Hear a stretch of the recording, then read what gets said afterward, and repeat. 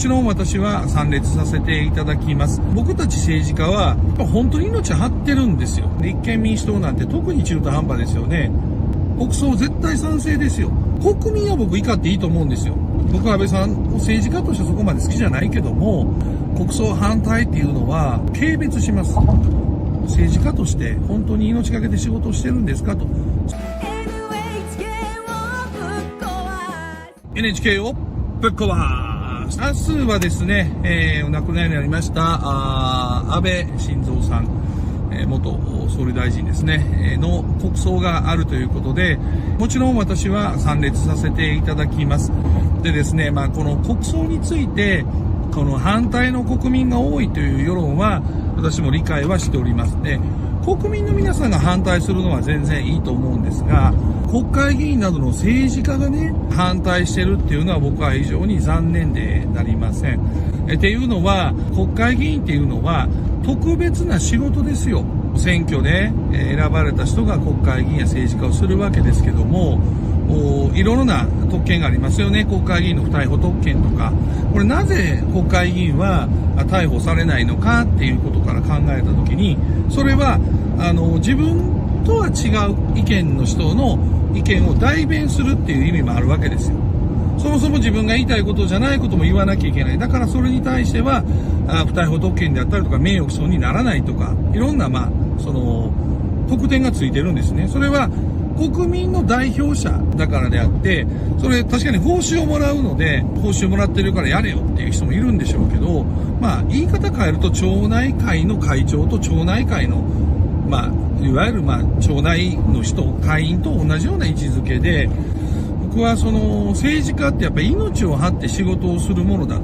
選挙にも勝たなきゃいけないし、今回の安倍さんの銃撃によって命を落とされたことについては、当初多くのっていうか全ての政党が選挙運動をやめましょう。これは政治に対するテロなんだから、政治家が一体になって一緒になってこういうね、力ずくでいわゆる暴力によって政治を変えるのやめようっていうことで、それは共産党の C さんとか、うちの令和新選組の山本太郎さんとか、みんな選挙運動やめたわけじゃないですか。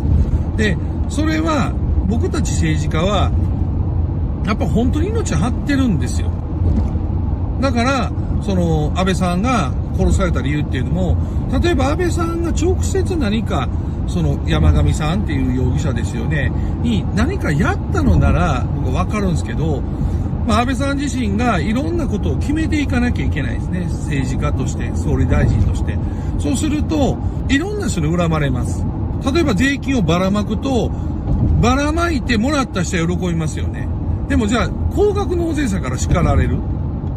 なんでお前ら仕事もせんやつらにそんないっぱいばらまくねんっていう人も出てくるわけですよ。そういう恨まれたり喜ばれたりを決めるのが政治家の仕事なんですよ。5万円の給付金、住民税非課税の人に配るわけですよね。5万円渡すと。じゃあどこのラインでそこを線引きしたらいいのかってまた怒るわけですよね。俺たちね、年収300万円しかない中で税金払ってるんだと。税金払ってる俺たちが5万円もらえなくて、税金払ってないこの年収200万以下の奴らに5万円渡して何事だって怒る人も出てくるわけですよね。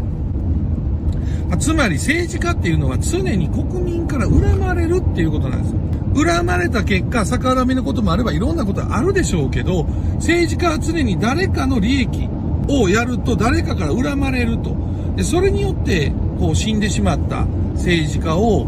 国でね、お葬式をしてみんなで安らかに眠ってくださいと。これまでのお礼とか、お礼をしない人もいいんでしょうけど、少なくとも同じ政治をしている共産党や令和の人やね、立憲民主党なんて特に中途半端ですよね。立憲民主党として国葬に出ないんだったら、立憲民主党の議員は全部出るななんでしょうけど、野田佳彦さん元総理なんかは出ると言っているし、僕は少なくとも政治家同士はここは固まってほしいんですよね。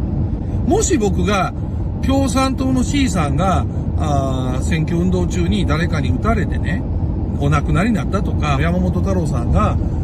凶弾に撃たれてお亡くなりになったとなればね、それは僕行きますよ。国葬絶対賛成ですよ。選挙運動というね、民主主義の根幹の仕事をしてる最中に、恨まれて殺された人っていうのは、僕政治家のある意味、究極の政治家としての仕事をしてる中で、民主主義を冒涜する人が、殺すっていうか、いわゆる言論とか民主主義ということで多数決で決めて、それ決めたことに不満はあるでしょう。でも、その不満だからって暴力によって解決する人を排除するっていうか、そういう人たちを絶対許さないっていう意味では、国民は僕怒っていいと思うんですよ。よく分かってない人たちだからね。政治家が本当に命かけて仕事してるかっていうことを分かってない人ですけど、少なくとも命かけて政治をしてる人は、政治家がこのようなことでね、選挙運動中に死んだ、殺されたっていう時には、これは政党とか関係なくね、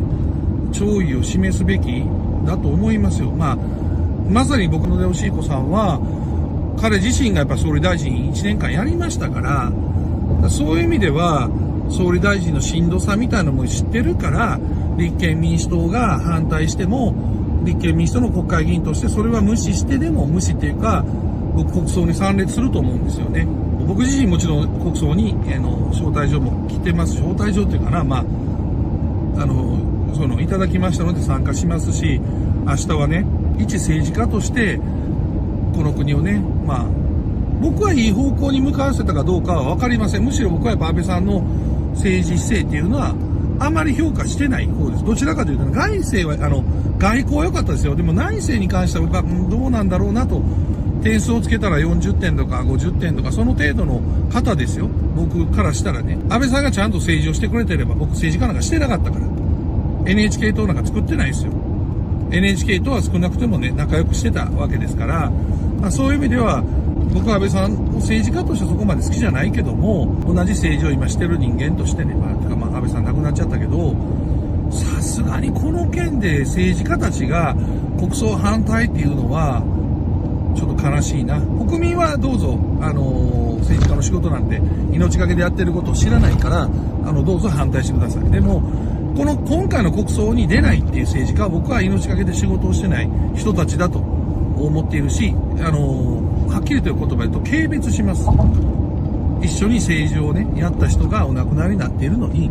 国葬に出ないなんていうのは、政治家として本当に命がけで仕事をしてるんですかと強く問いたいと思います。以上です。終わります。NHK をぶっ壊す。